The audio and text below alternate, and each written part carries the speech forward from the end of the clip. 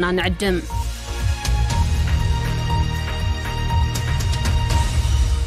كون سجنتا BBC أفان أوروموت نولين ترا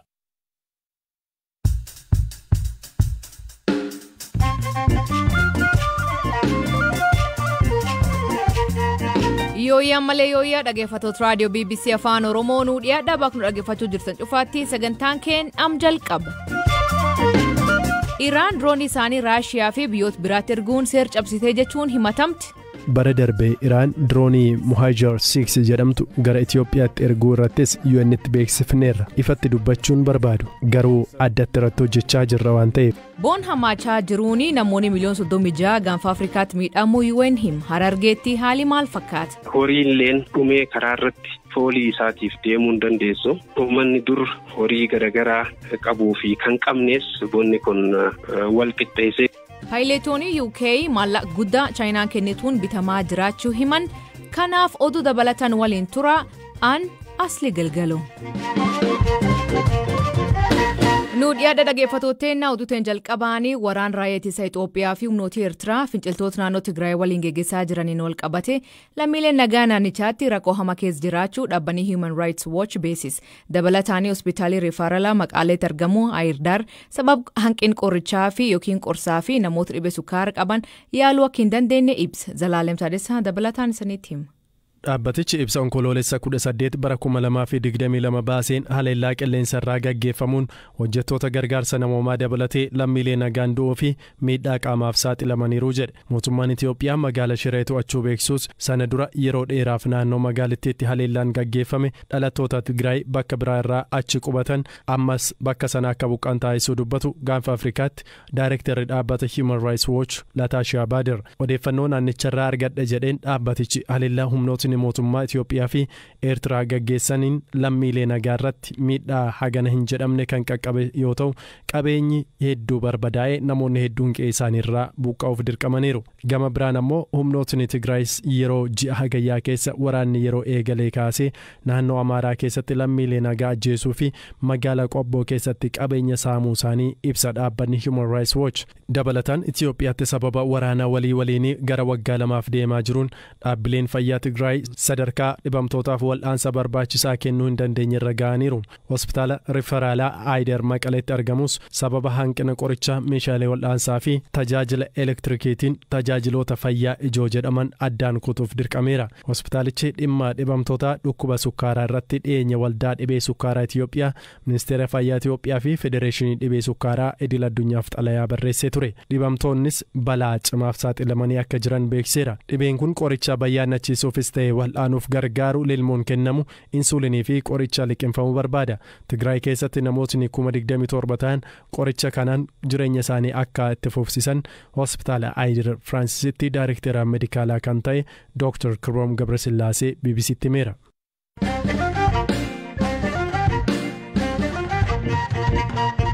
Iraan xiyyaarna maleessaa Mahor 6 jedhamu bardabree Itoophiyaaf kennitee jette Ameerikaan. Itaanan dubbii himaa ministeerri dhimma alaa Ameerikaa Vedant Patel Iraan xiyyaarota wal fakkaatoo kanneen gara Yamanii fi Raashiyaatti ergitee jedha. And on the topic of Yemen, we are working closely with the UN. Dhimma itti fayyadama droonii Yemen ilaalchisee koree ogeessota qoqqobbii UN qorannoo gaggeessan waliin itti dhiyeenyaan hojjechaa jirra. Kana duras yeroo Iraan droonii akkasii UAV kan nama malee balaliitu Yemenitti ergaa turte UN'tti beeksisaa turre. Droonicha kan dhiyeessaa ture Iraan waan ta'eef. Kana malees bara darbee Iraan droonii Muhajir 6 jedhamtu gara Itoophiyaatti erguu irrattis UN'tti beeksifneerra. Ifatti dubbachuun barbaadu garuu addatti irratti hojjechaa jirra waan ta'eef. Garuu wantootni akkasii seera keessa darbuu qabantu jira. Iraan droonii Raashiyaaf erguun murtee seeraa mana maree nageenyaa UN 2231 cabsuudha. Murteen seeraa yookaan resolushiniin kun yeroon isaa itti darbeera. Garuu qabxiileen yeroo kamiyyuu hojiirra oolan jiru. Innis keewwata 4 irratti meeshaa kamiyyuu tajaajilaa fi teekinooloojis ta'u Iraan keessaa gara biyya biraatti erguuf tokkoon isaanii UN'dhaan raggaasifamuu qabu. Keewwatichi addatti dhorkaa akkanaa ibsa. Kan Raashiyaa ilaalchisee qoqqobbiin jirus haaluma kana keessatti ilaalama. Sababni isaa drooniin Iraan Raashiyaaf dhiyeessaa turteen nama malees kiiloomeetira 300 fi isaa ol imaluu dandeessi waan ta'eef. Oomishni diroonii kunis qaamuma qabeenya guruu labsii kana jalatti hammatama. Funds or financial assets of these designated entities.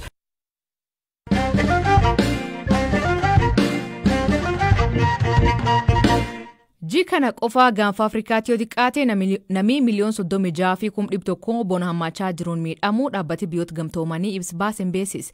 Itoophiyaatti namoonni miliyoon 22,100, Somaaliyaatti namoonni miliyoon 7,800, Keenyatti ammoo namoonni miliyoon 4,200 beelhama keessa jiraachuu UN ibsa. Godinaalee Oromiyaa keessattuu naannolee horsiisee bulaa keessatti uummanni horii isaanii dhabuun harka qullaafanii deeggarsa uummataa dhaabbilee miti mootummaa fi mootummaan jiraatan gariin beelaanii bakka biraatti baqachuun beekama. Godin Harargee Bahaa fi Lixaatti akkasuma uummanni hongee kanaanii miidhamaa jiran. Obbo Mikaa'el Usmaan Harargee Bahaatti jiraata magaal Qumbii. Hongeen haalaan hammaatee uummataa fi horiinis beeyladaanis hedduu dhumanii uummanninis haalaanii beelti hamtuun mudatteeti namni haalaan laaffatee jiru. Akkanatti qaamaa wanni namaa fi addunyaas wanni laafina irraa hafeen jiru. Uummanni beelaa kam jira? Uummanni beela qaba qaceelloo beela qabanii haalaan laaffatanii jiran. Uummanni beeyladaan duraa dhumtee duraanis jireenyi uummatni horsiisee bula jedhama. Deeggarsoo maatu argattanii? Deeggarsi gidduu sana xiqqoo midhaan tokko warra buqqaatota tokko kan Soomaliin buqqaaf. Kan Soomaliin bakka isaan duraan taa'anirraa buqqaafte tokko wanni kennamee ni jirti. Wanni uummata wal ga'e hin jiru. Akkana haalaanii dhibee guddaa jira. Dhibee guddaa karaa qoonqoo namaatii kana garuu beeyladaan isin dhumte hedduu baay'ee. Ammoo ammaatti namni beelaan du'aan hin jiru. Namni beelaan du'e garuu ijoollee fi waan akkanaa kan numa himan lafa baadiyyaa keessatti magaalaan jira. Lakkoofsaan amma ta'e hin beeku malee namni du'ellee hin dhabamu. Ulfaadho Obbo Mikaa'el. Galatoomi. Dhaabbanni deeggarsa namoomaa Caayaan bakkeewwan kanaatti deeggarsa geessuu hima. Haalumani keessa jiru hundeessaa fi barreessaan boodii Caayaa Abdulhaq Muhammed akkanaan hima. Harargee Bahaarraa keessaafuu aanolee horsiisee bulaa Mayyuu Mulluqqee, Qumbii, Miidhagaa Tolaatii fi Cinaaksan goloodaa dabalatee warraan adda dureedhaan rakkoo kanaaf saaxilamanii olii kanallee aanoteen silaa baddaa fi oomishaan beekamanillee sababa hongeen kun dheerachuutiin rakkoo kanaaf saaxilamanii jiranii. Mukni dur gogeen beeknelleen gogee beeladaan isaanilleen harkaa dhumtee uummanni kun keessaafuu yeroo deeggarsaaf gad buunetti horiilleen dhumee karaa irratti foolii isaatiif deemuu hin dandeessu. Uummanni dur horii garagaraa qabuu fi kan qabnees bonni kun wal qixxeessee keessaafuu abbaa warraa tokko qaamaan arginee kan dubbisne horii 25 qabaa 25 keessaa tokko qofaatu hafee tokkichaan sun daasa irratti ijaaree aduurraa tokkicha sunu isaa laaffatee jiru osoo deeggarsaaf deemnu irra geenye. Kanaaf inni immoo argine sun kan fooyyee qabu kun immoo karaa fi gaarreen kana keessa hunda horiin baay'een harkaa dhumeet jiraati. Harargee lixaarraayis akkasuma aanaa burqaa dhimtuutii fi hawwii guddinaatiis odaa bultum olii kanaas gumbii bordottee ancaar aanotni kun hundi warreen hongeedhaan saaxilamanii uummanni iddoodhaa buqqa'ee midhaa bishaan duraan yookaan haroo warreen fayyadamu hundi haroon isaanii duraa goggoyte iddoo bishaan jiru deemanii hawaasni qubate sababa garagaraatiin warri duraan qubatees adda dureedhaan warreen rakkoo kanaaf saaxilamanii sababa daangaatiin sababa garagaraatiin warreen buqqa'ee duraan kaambii keessa tureetu jira keessaafuu aanota gadii kanarratti isaan kun immoo adda durummaadhaan warreen hongee kanaaf saaxilame isaan sanirra dabalamee warreen jiraattonnilleen manni duwwaa dhiisanii iddoo bishaanii fi deeggarsa irraa argatanitti siqaniiti jiraachaa jiru. Kanaaf rakkoon jiru hammaataadha. Faallaa kanaan garuu itti gaafatamaan buusaa gonofaa aanaa burqadhiintuu leellisa kumaala haal aanaa isaanii yoo himu. Harargeen isaa aanaa burqadhiintuu haalli godhaa darbee hongeen akkuma jirutti akkuma naannoo Oromiyaatti godina keenya aanaa keenya kan mudateedha. Hongee sana immoo qaamolee garaagaraa qaamni mootummaa dabalatee uummanni Oromoo kallattii garaagaraatiin namoota hongeedhaan miidhamanii deeggarsi garaagaraa godhamaafii ture. Deeggarsi godhameen booda immoo roobni yeroo dhiyoo kana rooba roobeen uummanni qonna horuusaa akka qotatee sanyii gosa garaagaraa xaafii, boqqolloo, wantoota garaagaraa facaafatee amma oomisha gaarii irra jira uummanni kan yeroo gabaabaatti ga'u facaafachaa. Ammas immoo uummata ammas mana keessatti mootummaan maatii gargaarsa godhu kallattiidhaan emerjensii gargaaramaa kan jiruu fi amma midhaan sun gahutti immoo sirna buusaa gonoofaatiin uummannichis akka wal gargaaraa jiruu fi kana sadarkaa kanarra jira. Haalli amma jiru immoo haala abdachiisaa fi haala uummanni keenya hongee keessatti hin bahu keessa kan jiru ta'uu isaati. Uummanni ammaantan qotachuu jira bokkaa roobe? Bokkaan roobee qotatee margee amma sadarkaa miidiyaa irratti feesbuuk irra darbuu dandeessu nutuu kalaqsaa jirra. Uummanni lafa duraan hongeen jalaa miidhe deebisee facaafatee xaafii qamadiis boqqolloos akka haala gaariirra jira. Roobnis ammatti jira amma sammaa kana roobaa jira. Suni Harargee lixa qof moo Harargee baaletti? Keenya Harargee lixa aanaa burqaa diimtuuti kan inni ibsaa jiru. Aanumarra jirru malee kan biraa kan odeeffannoo hin qabnu.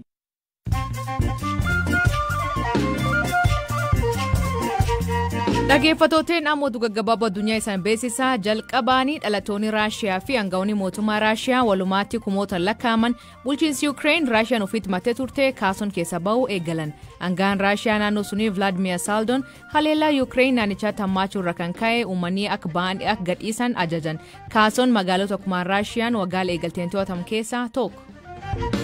Paayiletoonni UK maallaqa guddaa chaayinaan kennituuf bitamaa jiraachuu ministeerri ittisa UK ibsa. Agammaatti paayiletoonni UK 30 ta'an gara chaayinaa deemuun miseensota waraana chaayinaa leenjisaa jiran. Kan hordofuun UK'n paayiletoonni isaanii duraanii waraana chaayinaa waliin akka hin hojjenne akeekkachiisa kennuufi itti bobbaafti. Dhiironni keenya ijoollee akka hin godhanne vasektomii yookiin of kolaasuu filachuu himan. Hedduun isaanii haadhi warri isaanii rakkoo da'umsirratti argachuu fi qorsi tammaachuuf irra kan ka'e kan murteessan. Hospitaalli Maristops jedhamu guyyaa 4 fi tolaan tajaajila kan dhiirotaaf kennuuf deema. Pireezidantiin Yuugaandaa Yoweri Museveniin ilmi isaanii Jeneraal Muhoonziin kanaan booda dhimmoota mootummaa wal falmisiisoo ta'an irratti yaada hin kennuu jedhe. Ilmi isaa kun waa'ee filannoo keenyaa dabalatee waraana Itoophiyaa irraa yaada isaa miidiyaa hawaasaa irratti kennaa ture. Abbaan isaa amma Jeneraalii kuniin Tiwiitar akka gadhiisu TVB isaanii keessatti hime. TikTok namni umrii 18 gadi laayiviin ergaa akka dabarsuu hin dandeenye dhorkuuf Siiriyaa keessatti daa'imman TikTok irratti deeggarsa kadhachaa jiraachuu BBC'n gabaasee ture. Kan hordofee umriin hayyamamu 16 gara 18 ol dhaabbatichi ibse.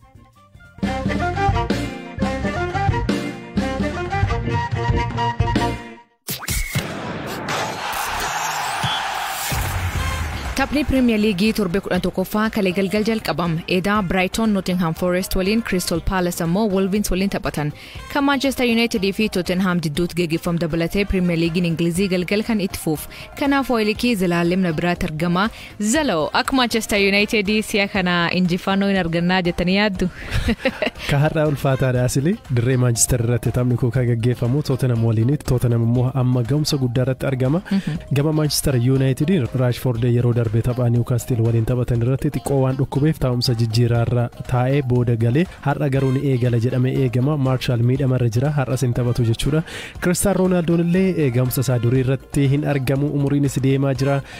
Kan biraa Christian Eriksen akkasuma dhukkubaa ture har'a taphachuuf dhiisuun isaa hin beekamu. Har'a yoo taphate kilaba isaa duraanii Tottenham waliin kan morkatu ta'a jechuudha. Gama Tottenhamin Dejan Kulusevski har'a taphachuun isaa hin baramne. Emerson Royal adabbii kaardii diimaa xumuraaf har'a hin taphatu jechuudha Tottenhamiif. Hangman isaanii fi Harry Kane immoo ga'umsa ajaa'iba irratti argamu. Har'as Unitediif qormaata ta'uu ni danda'u. Spurs kilaba kamiyyuu caalaa Manchester Unitediitiin mo'ameera seenaa masaa keessatti jechuudha. Yeroo 38 Man United Tottenhamiin mo'atee jira. Tapha biraatiin Liverpool West Ham wajjin taphataa. Southampton waan mo'ameef torban darbee West Ham jechuudha. Har'a Liverpoolitti cimuu ni danda'a. Manchester Citytiin 1-0 injifachuun isaanii yaadatama.